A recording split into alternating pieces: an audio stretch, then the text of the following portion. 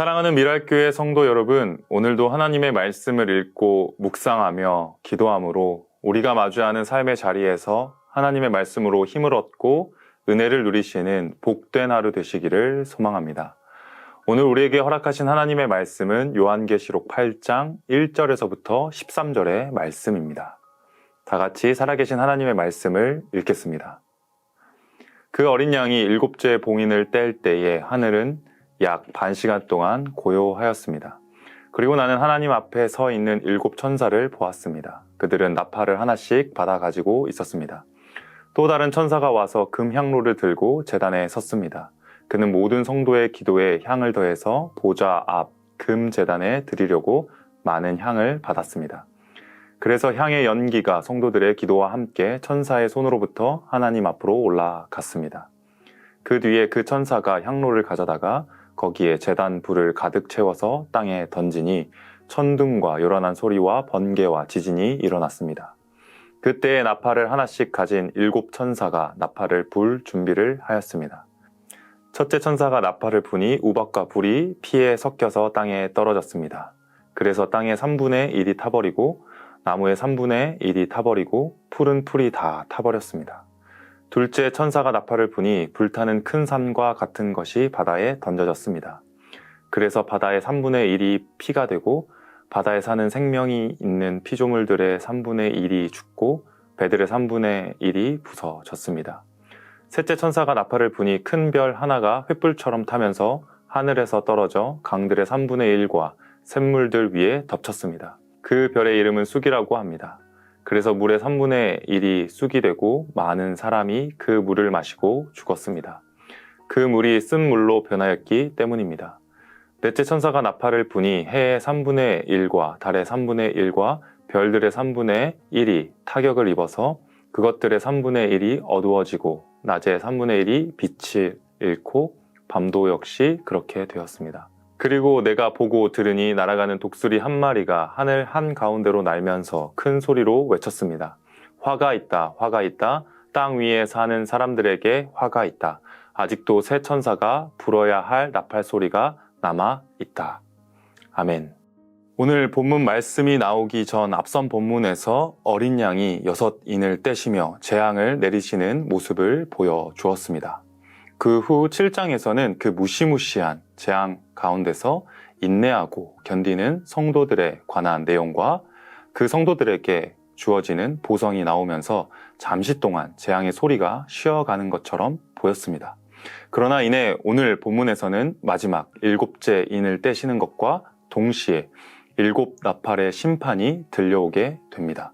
첫 번째 인을 떼시면서부터 여섯 번째 인을 떼시기까지 정말 감당하기 어려운 심판과 재앙이 있었습니다. 그리고 나서 마지막인 일곱 번째 인을 떼실 때는 약 30분가량 고요한 침묵이 흘렀다고 오늘 본문 1절에 나와 있습니다.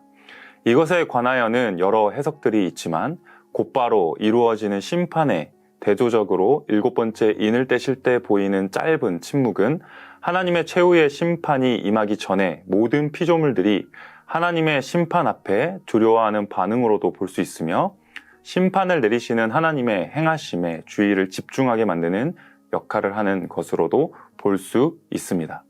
이렇게 보게 되면 지금 임하는 이 심판은 우리 가운데 어린 양이신 예수 그리스도를 보내신 창조주 하나님의 그 주권 그리고 주관 아래 이루어지고 있다는 사실을 우리에게로 하여금 깨닫게 합니다. 오늘 본문은 참으로 어렵습니다. 계시록이라는 부분이 우리에게 그렇게 다가오지만 감당할 수 없는 하나님의 심판과 그 재앙 앞에 그 어떤 사람도 자신의 능력으로 자신의 의로움으로 설 수 없기 때문에 더욱 그렇게 다가오는 것 같습니다. 그런 두려운 심판이 1세기 당시에 주님의 핏값으로 산 교회에 들려졌습니다. 그리고 오늘날 우리도 이 소리에 귀 기울여야 하는 줄 믿습니다. 그 이유는 예수 그리스도를 믿는 성도들을 심판과 재앙으로 막연한 두려움을 갖게 하기 위해서가 아니기 때문입니다. 하나님이 그저 무자비하게 자신이 만드신 세상을 자신이 하고 싶은 대로 좌지우지하고 있다는 것을 말하기 위함도 아니기 때문입니다. 핵심은 하나님이 다스리고 있을까라고 의심되는 우리에게 여전히 하나님께서는 예나 지금이나 동일하게 세상을 주관하고 다스리고 계신다는 것을 오늘 말씀을 통해서 보여줍니다. 그렇다면 우리는 오늘 본문을 통해서 무엇을 기억해야 할까요? 오늘 본문의 구조는 이렇습니다. 7번째 인을 떼실 때 잠깐 동안의 침묵, 그리고 나팔 심판으로 전환될 때 잠시 동안 하나님 앞에 선 7천사가 하나님으로부터 7 나팔을 받는 장면, 그리고 또 다른 천사가 금 향로를 가지고 보좌 앞 금 제단 앞에 드리러 올라가는 장면, 그리고 마지막으로 7 나팔의 심판 중 4번째 나팔까지의 심판의 장면이 환상 가운데 보여지는 것입니다. 천사가 금 향로를 가지고 많은 향을 받아 하나님 앞에 올라가는 장면은 본문에 나와 있듯이 모든 성도의 기도를 받아 기도를 들으시는 하나님께 가져가는 모습입니다. 이것은 하나님께서 마지막 때에 자신의 백성들의 소리를 듣고 계시다는 것을 나타냅니다. 우리는 때로 하나님께서 우리의 기도를 듣고 계실까 하는 의문을 품을 때가 많습니다. 왜냐하면 내가 원하는 기도 제목은 들어주시지 않는 것 같이 느껴질 때가 많기 때문입니다. 그렇기에 믿음이 뜨거울 때는 기도했었습니다. 그러나 점차 이것들이 익숙해지고 당연해질 때는 기도하지 않게 되는 게 우리의 연약함인 것 같습니다. 그 이유는 하나님께서는 다른 사람들의 기도의 제목에는 바로바로 응답해 주시는 것 같은데 꼭 내가 드리는 기도에는 응답해 주지 않으시는 것 같이 느껴지기 때문입니다. 하지만 오늘 본문을 통해 보면 하나님께서는 모든 성도들의 기도를 받으시고 듣고 계셨습니다. 이는 성도들이 예수 그리스도의 이름으로 하나님께 기도하고 있는 내용입니다. 마치 하나님께서 안 들으시는 것 같이 여겨질 때에도 기도의 끈을 놓지 않고 계속해서 기도해야 하는 이유가 여기에 있습니다. 이것은 우리와 하나님과의 관계가 기도로 연결되어 있으며 그 기도를 하나님께 올려드리는 것은 우리를 죄에서 구원하시고 우리에게 새 생명을 주신 예수 그리스도 어린 양의 은혜로 이루어지는 것이기 때문입니다. 다시 말하면 우리는 예수 그리스도 그 복음을 날마다 입술로 고백하며 모든 것을 이해해서 기도하는 것이 아니라 내게 벌어지는 모든 상황이 이해되지 않더라도 하나님의 선하심과 주권을 믿으며 기도를 놓지 않는 것으로 마지막 때를 살아가야 하는 것이기 때문입니다. 하나님께서는 우리의 기도를 하나도 빠짐없이 듣고 계십니다.